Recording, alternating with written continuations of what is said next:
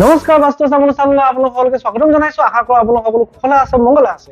আজি আপোনালোকক আলোচনা লৈ আহিছো এটা অতি গুৰুত্বপূৰ্ণ বিষয় যে মেঘ ৰাশি। মেঘ ৰাশি জীৱনৰ 5টা ডাঙৰ ৰহস্য। হয়, মেঘ ৰাশি মেঘ লগ্নৰ লোকৰ বাবে আপোনালোকৰ জীৱনৰ এনেকুৱা 5টা ৰহস্য যিকেইটা হয়তো আপুনি আনকালে শুনা নাই। আমাৰ মূল বিষয়বস্তুলৈ আগবঢ়াৰ আগতে আপোনালোক জনাই লৈছো কিতাপৰ কথা। ইতিমধ্যে সকলোৱে গমেই পাইছে আমাৰ দ্বাৰা ৰচিত বাস্তুশাস্ত্ৰৰ ওপৰত 2খনি গ্ৰন্থ। প্ৰথমখনি গ্ৰন্থ বাস্তুশাস্ত্ৰৰ পৰিৱেশ সলনি কৰক আপোনাৰ ঘৰখন, আৰু দ্বিতীয়খনি গ্ৰন্থ বাস্তুশাস্ত্ৰৰ পৰিৱেশ সৌভাগ্যশালী কৰক আপোনাৰ ঘৰখন। হয়, এই দুখন গ্ৰন্থ বৰ্তমান অনলাইন যোগে এভেইলেবল আছে। অফলাইন যোগে বা অসমৰ কোনো কিতাপৰ বিপণীত আপোনালোকে এই গ্ৰন্থ ক্ৰয় কৰিব নোৱাৰিব। আমাৰ স্ক্ৰীনত যি নম্বৰ দিয়া আছে ফোন কৰিব নালাগে। হোৱাটছআপ যোগে আপোনাৰ নাম আৰু সম্পূৰ্ণ ঠিকনা আমালৈ প্ৰেৰণ কৰি যোন য'তে আছে নিজ নিজ ঘৰত থাকিয়ে আপুনি কিতাপৰ এটা কপি সংগ্ৰহ কৰিব পাৰিব। ইতিমধ্যে অসমৰ শত সহস্ৰজনে এই কিতাপ ক্ৰয় কৰি নিজৰ ঘৰখন বাস্তুসন্মত কৰিছে, শাস্ত্ৰসন্মত কৰিছে। এতিয়া আহক মূল বিষয়বস্তু। আজিৰ বিষয়বস্তু কি যে মেঘ ৰাশি। যদি আপোনাৰ ৰাশি মেঘ হয়, যদি আপোনাৰ লগ্ন মেঘ হয়, তেন্তে এই ভিডিঅ'টো বিশেষকৈ আপোনাৰ মেঘ ৰাশিৰ মানুহৰ জীৱনৰ 5টা ডাঙৰ ৰহস্য। হয়, আজি আপোনালোকক জনাম এনেকুৱা কেইটামান ৰহস্যৰ কথা যিকেইটা মেঘ ৰাশি বা মেঘ লগ্ন মানুহৰ মাজত থাকে। চাওক, পোনপ্ৰথমে আমি জনাই লওঁ, আমি যেতিয়া ৰাশি বুলি কৈছো নিশ্চয় আমি চন্দ্ৰ ৰাশিৰ কথা কৈছো। হয়, যাক মুন চাইন বুলি কোৱা হয়, অৰ্থাৎ জন্মৰ সময়ত আপোনাৰ জন্ম পত্ৰিকাত চন্দ্ৰৰ অৱস্থান য'ত আছিলে সেইটো ৰাশিক চন্দ্ৰ ৰাশি বুলি কোৱা হয়। ভাৰতীয় গণনা অনুসৰি চন্দ্ৰ ৰাশি বা মুন চাইন বুলি ধৰা হয়। আমি ৱেষ্টাৰ্ণটো বা ছান চাইনটো কোৱা নাই, অৰ্থাৎ এলফাবেটিকেলি বা আপোনাৰ ডেট অনুযায়ী যিটো হয় সেইটো আমি ছানচাইন বুলি কওঁ, সেইটো ৱেষ্টাৰ্ণ হয়। গতিকে মই আপোনাৰ জন্ম পত্ৰিকাত যদি আপোনাৰ ৰাশি মেঘ হয় বা লগ্ন মেঘ হয় তেন্তে এই ভিডিঅ'টো আপোনাৰ ক্ষেত্ৰত প্ৰযোজ্য। আৰু এটা কথা কৈ থওঁ যে আমি কোনো জ্যোতিষী নহয়, বাস্তুশাস্ত্ৰ অধ্যয়নৰ এটা অংশ হিচাপেহে আমি এই বিশ্লেষণ আগবঢ়াইছো। গতিকে ৰাশি সম্পৰ্কীয় আমি কোনো ধৰণৰ ফোন কল বা প্ৰশ্ন গ্ৰহণ কৰিবলৈ প্ৰস্তুত নহয়। এতিয়া আহক মূল বিষয়বস্তু। মূল বিষয়বস্তু কি যে মেঘ ৰাশি। চাওক, আজি প্ৰায় 2-3 বছৰৰ আগতে আমি মেঘ ৰাশি এটা জীৱন বিশ্লেষণ শীৰ্ষক এটা ভিডিঅ' আগবঢ়াইছিলো। এটা জনপ্ৰিয় ভিডিঅ', লাখত গৈছে ইতিমধ্যে ইয়াৰ ভিউজ, বহু মানুহে চাইছে। তাত আমি জনাইছিলো মেঘ ৰাশি বৈশিষ্ট্য কেনেকুৱা, মেঘ ৰাশিৰ কেইটামান গোপন ৰহস্যৰ কথা। হয়, অৱশ্যে সেই ভিডিঅ'টোত আমি যিকেইটা গোপন ৰহস্যৰ কথা আপোনালোকক অৱগত কৰিছিলো, আজি সেইকেইটা কথা নকওঁ।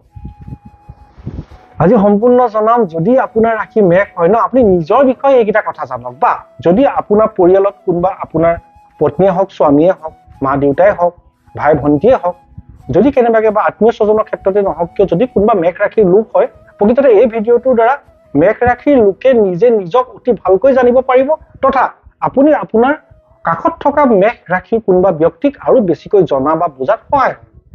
কেইটামান বৈশিষ্ট্য মই উল্লেখ কৰিলেও সবিশেষ নজনাও।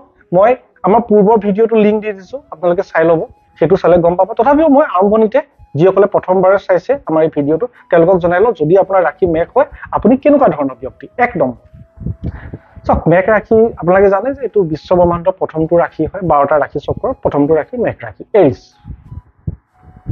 আৰু মেঘ লগ্নও যদি হয় ন, আপোনাৰ ৰাশি যদি বেলেগ হয়, মেঘ লগ্ন হয়, তেনেহলে ইয়াৰ বহুত কেইটা কথা আপোনাৰ ক্ষেত্ৰত প্ৰযোজ্য। প্ৰথমটো, যিহেতু বিশ্ব ব্ৰহ্মাণ্ডৰ প্ৰথমটো ৰাশি, অগ্নিৰ পৰিমাণ যথেষ্ট বেছি। মেঘ ৰাশি মানে এটা খঙাল ৰাশি, অলপতে খং উঠা স্বভাৱ আৰু অভং মেঘ ৰাশিৰ লোক। 2 নম্বৰ, চাওক, খুব অধৈৰ্য,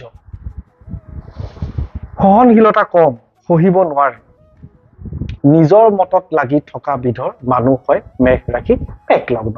3 নম্বৰ, চাওক, আমি এটা বস্তু দেখা পাইছো, মেঘ ৰাশিৰ লোকসকল সাধাৰণতে প্ৰেমত বিফল হয়। অপ্ৰিয় যদিও এইটো এটা সত্য কথা। আপোনালোকে আমাৰ বিশ্লেষণত কিমান সত্যতা আছে আপোনালোকে কমেন্ট যোগে আগবঢ়াব। 4 নম্বৰ, মেঘ ৰাশি সাংঘাতিক পৰিশ্ৰমী ৰাশি। মেঘ ৰাশিৰ সমান পৰিশ্ৰম 12টা ৰাশি কোনো এটা ৰাশিও কৰিব নোৱাৰে। কিয়?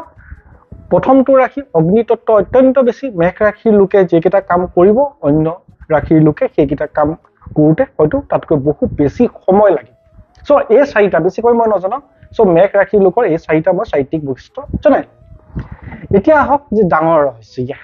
যদি আপোনাৰ ৰাশি মেঘ হয়, যদি আপোনাৰ লগ্ন মেঘ হয়, নিজক জানক বা আপোনাৰ কাষত থকা জনক জানক যাৰ ৰাশি বা লগ্ন মেঘ হয়। প্ৰথমটো কি?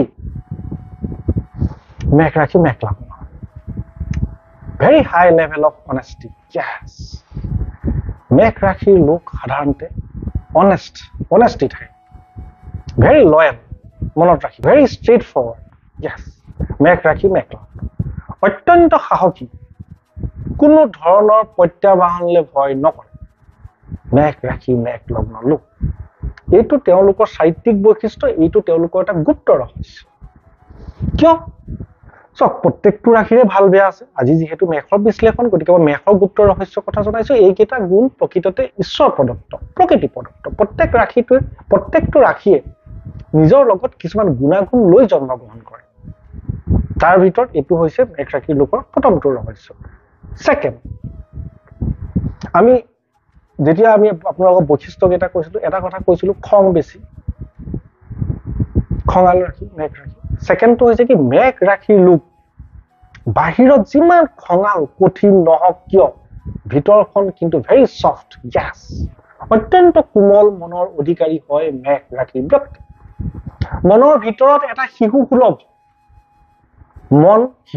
মানুহ সোমাই থাকে বাহিৰত কিন্তু কঠিন কিন্তু ভিতৰত আপুনি দেখিব মেঘ ৰাশিৰ লোক কোমল অন্তৰ হয় অত্যন্ত কোমল অন্তৰ প্ৰতিজন মানুহে মনত ৰাখক 3 নম্বৰ চক আমি এটা বস্তু দেখা পাইছো 3 নম্বৰ ৰহস্য পুলিচ আৰ্মি ইঞ্জিনিয়াৰিং বা স্পৰ্টছত মেঘ ৰাশিৰ লোকৰ এটা সহজাত গুণ থাকে অৰ্থাৎ এই চাৰিটা ফিল্ডত কোনকেইটা ফিল্ড পুলিচ আৰ্মি ইঞ্জিনিয়াৰিং আৰু স্পৰ্টছত মেঘ ৰাশিৰ লোক যথেষ্ট আগবাঢ়িব পাৰে এই ক্ষেত্ৰত তেওঁলোকে যথেষ্টখিনি সুনাম অৰ্জন কৰিব পাৰে ইনবৰ্ন তেওঁলোকৰ তেজতে আছে এই চাৰিটা গুণত তেওঁলোকৰ এটা নহয় এটা জন্মগত প্ৰতিভা তেওঁলোকৰ মাজত জন্মগতভাৱে লুকাই থাকে মনত 4 নম্বৰ হৈছে মেঘ ৰাশিৰ মাজত এনেকুৱা এটা গুণ সোমাই আছে ন হয়তো বহু আজি আমাৰ ভিডিঅ' চাই থকা বহু মেঘ ৰাশিৰ মানুহে এইটো কথা নাজানে কিন্তু যেতিয়া সময় হ'ব ন এই গুণটো নিজে নিজে মেঘ ৰাশিৰ লোকৰ মানুহৰ মাজৰ পৰা ওলাই আহিব কি গুণৰ কথা কৈছো লিডাৰশ্বিপ কোৱালিটি ইয়েস মেঘ ৰাশিৰ লোকৰ মাজত জন্মগত এটা লিডাৰশ্বিপ কোৱালিটি থাকে আপুনি ঘৰ এখনত চাব মেঘ ৰাশিৰ লোকক আপুনি এটা বস্তু দায়িত্ব দিয়ক এইখিনি বস্তু মেনেজ কৰা আপুনি দেখিব সবচে ন্যায়কৈ পালন কৰিব পাৰিছে অফিচ এটাত চাওক আপুনি গোটেই কৰ্মচাৰীখিনিৰ মাজত মেঘ ৰাশিৰ লোকজনক এটা দায়িত্ব দিয়ক এই কামটো তেওঁৰ আণ্ডাৰত কৰিব লাগে আপুনি দেখিব বাকি ৰাশি সকলো ৰাশিৰ মানুহতকে মেঘ ৰাশিৰ মানুহে সেই কামটো সকলোতকৈ ভালকৈ নিজৰ দায়িত্ব বহন কৰি নিয়াৰিকৈ পালন কৰিব পাৰে এইটো হ'ল মেঘ ৰাশিৰ এটা জন্মগত গুণ কমেন্ট যোগে আগবঢ়াব আমাৰ কথাত কিমান সত্যতা আছে 5 নম্বৰ আৰু অন্তিমটো মেঘ ৰাশিৰ জীৱনৰ এটা ডাঙৰ ৰহস্য হৈছে মেঘ ৰাশিৰ মেক্সিমাম মানুহ 100% বুলি মই নকওঁ বেছিবিলাক মানুহ মেঘ ৰাশি বা মেঘ লগ্ন মাংগলিক দুখ থাকে ইয়েস আমি সাহিত্যিক বৈশিষ্ট্যত এটা কথা কৈছো যে প্ৰেমত বিফল মানে বৈবাহিক জীৱন খুব বেয়া মানুহ এইটো নুবুজায় দেই এই মাংগলিক দুখৰ বাবে ন মেঘ ৰাশিৰ লোকৰ এইখিনি দুখ কষ্ট ভোগ কৰে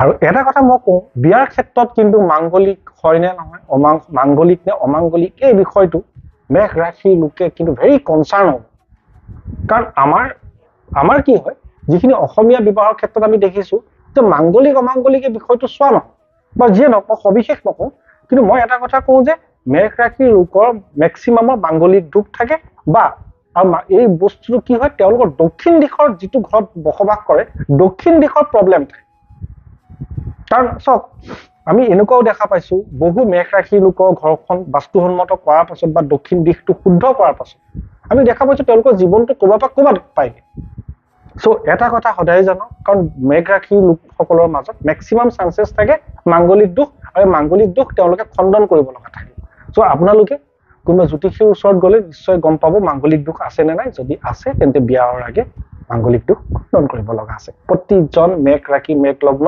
মাক দেউতাকে স্পেশালি এইটো কথা মনত ৰাখক ইয়েস মই মাক দেউতাকৰ কাৰণে এইটো কথা কৈছো আপোনাৰ সন্তানৰ যদি মেঘ ৰাশি হয় মেঘ লগ্ন হয় এই বস্তুটোৰ প্ৰতি কনচাৰ্ন হ'ব এতিয়া চক মই সৰু দুটা নিয়ম কম যিকেইটা কৰি দুটা কথা কম যিকেইটা কৰি মেঘ ৰাশি প্ৰতিজন লোকে সাংঘাতিকভাৱে উপকৃত হ'ব পাৰে প্ৰথম কি কৰিব মেঘ ৰাশি প্ৰতিজন লোকে নিজৰ খং নিয়ন্ত্ৰণ কৰিব লগা আছে ইয়েস খঙক নিয়ন্ত্ৰণ যদি আপুনি কৰিব পাৰে মেঘ ৰাশিৰ লোকে জীৱনত যি বিচাৰে সকলো পাব পাৰে যিমান উচ্চতম শিখৰলৈ যাব বিচাৰে সিমান দূৰ যাব পাৰে মনত ৰাখক সেকেন্ড আপোনাৰ অধৈৰ্য গুণটোক ধৈৰ্য বা সহনশীলতালৈ পৰিৱৰ্তন কৰিব লাগে Yes. এই দুটা খুব জৰুৰী। দুটা মই নিয়ম কৈছো কি কৰিব। প্ৰথম হনুমান ভক্ত হ'ব লাগিব। মেঘ ৰাশিৰ লোকে হনুমান পূজা কৰিলে, হনুমান চালিচা পঢ়িলে, হনুমান মন্দিৰ গ'লে আপোনাৰ বহু দুখ খণ্ডন হয় তথা আপুনি জীৱনত যি বিচাৰে তাকে পাব পাৰে। সো মেঘ ৰাশিৰ লোকসকলে হনুমান পূজা কৰি যিমান সুফল পাব ন, বাকী কোনো দেৱ দেৱী পূজাত ইমান সোনকালে ইমানখিনি সুফল নাপায়। ছেকেণ্ড, প্ৰত্যেকে আপোনালোকে চাওক আপোনাৰ ঘৰৰ দক্ষিণ দিশটো ভুল হৈ আছে নেকি। য়েছ, মনত ৰাখক দক্ষিণ দিশে কি থাকিব লাগে কি থাকিব নালাগে এইখিনি আমাৰ ভিডিঅ' দিয়া আছে, সেইখিনিৰ ওপৰত মই নকওঁ। কিন্তু মেঘ ৰাশিৰ লোকসকলৰ ঘৰখনৰ দক্ষিণ দিশ ভুল হোৱাৰ চান্সেছ অত্যাধিক থাকে। সেয়েহে প্ৰত্যেকে নিজৰ ঘৰৰ দক্ষিণ দিশটো শুদ্ধ কৰিব লগা আছে, যিখিনি কথা আপুনি আমাৰ ভিডিঅ'টো চাই সবিশেষ জানিব পাৰে। আশা কৰোঁ আজি ভিডিঅ'টোৰ মাধ্যমত এটা কেইটামান অতি গুৰুত্বপূৰ্ণ কথা জনাব পাৰিলো। যিমান পাৰে ভিডিঅ'টো শ্বেয়াৰ কৰক, অসমৰ চুকে কাৰণে শ্বেয়াৰ কৰক, যিমানে মানুহে জানিব সিমানে উপকৃত হ'ব। আপুনি আমি সকলো জীয়াই আছো কিয়? পুণ্য অৰ্জন কৰিবলৈ, পুণ্য সঞ্চয় কৰিবলৈ আৰু আমাৰ জীৱনত এটা পুণ্য সংযোজন কৰিবলৈ। ধন্যবাদ।